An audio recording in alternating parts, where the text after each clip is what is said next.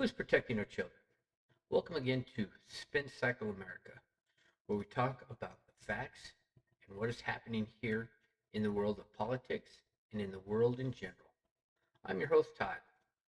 We are continuing on our topic on keeping our children safe. So let's get started. Who is protecting our children? Not next week, not next year, but right now. Are you? Where are your kids at right now, this very instant? Do you know where your kids are? Pause this video. It takes only seconds for a child to get abducted. Safety experts often point out that an offender may only need a brief moment or second. When a child is distracted, separated from a parent, or alone in a public place such as a park, stores, or parking lots, a child can disappear from sight in less than a minute. As a football coach, I've spent more than 20 years around young people.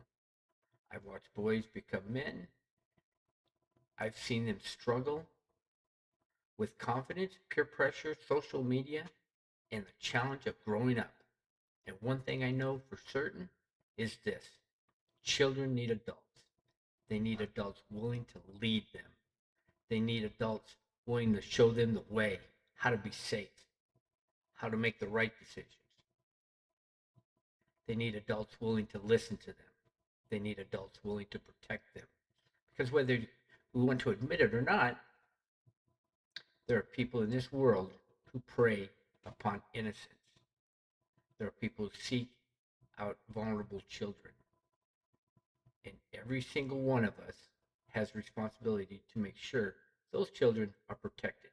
After all, we are, we are going to give this world, this earth, this planet, the United States, wherever you're at, to them one day.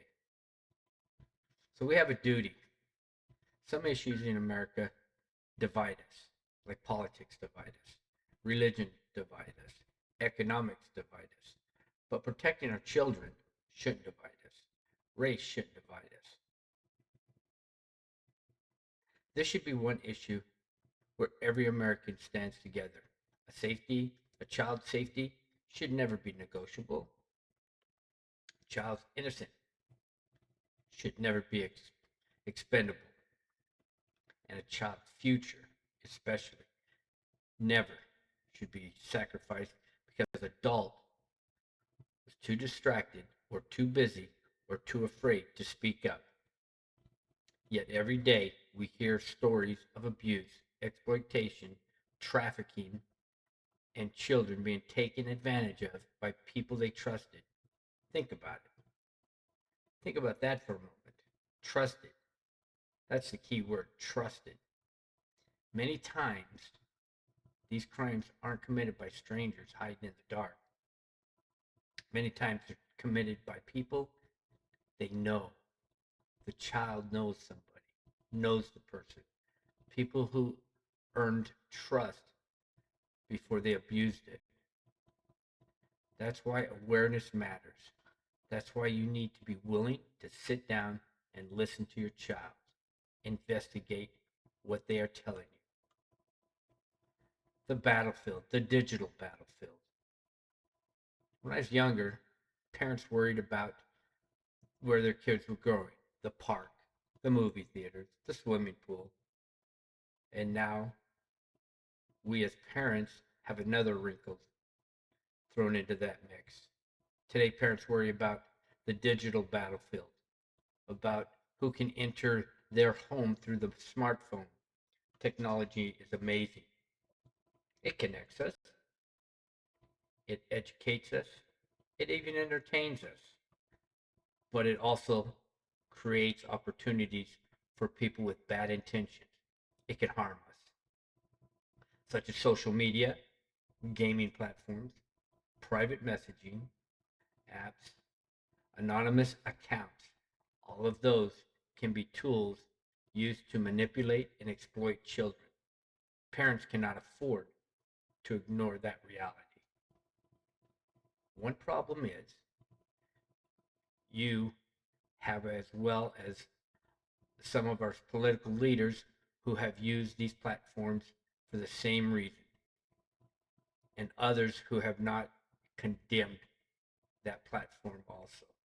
So we have political leaders who have used these platforms for that same reason. And some have not even condemned the political leaders for using it, or even others for using it. So let's be honest. Many adults are behind the curve when it comes to technology. Kids understand technology and these platforms better than many adults do, or many parents do. And that's the truth. That's why involvement is so important. Know the apps, know the games, know the people your children are talking to online. Who are they hanging out with? What's the name of that app? What are they watching on TV? Not because you're controlling, but because you're responsible. Be that adult in the room who cares. Be that adult who is looking out for that child. So here's what coaching has taught me. Coaching has taught me that young people who often tell us more through actions than their words. So sometimes a player suddenly becomes withdrawn. Sometimes their grades slip. Sometimes attitude changes. Sometimes confidence disappears.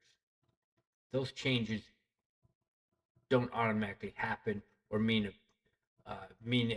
abuse or exploitation, but they do mean we should pay attention. We should investigate and find out what is happening. The strongest thing an adult can do is care enough to notice. A simple conversation can reveal a lot. A simple question can open a door. A simple act of listening can make a child feel safe enough to speak. Never underestimate the power of being present. You are, after all, the adult. Open up that dialogue. So here's something to the parents. Let me speak directly to the parents watching. You do not have to be perfect. No parent is. You do not need to have all the answers. You probably don't. You do not need to know every piece of technology, but you do need to stay involved. You need to know your children. You need to know their friends. You need to know their habits. You need to know something feels different. Trust your instincts. Have that difficult conversation, even when they're uncomfortable, especially when they're uncomfortable. Because one conversation today may prevent a tragedy tomorrow. Be the parent, not the friend.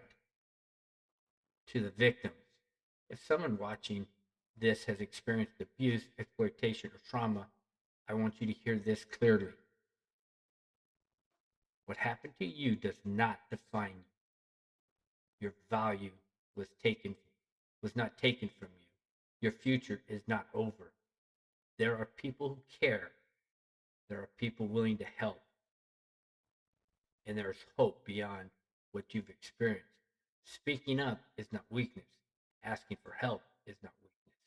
Seeking healing is not weakness. It is courage.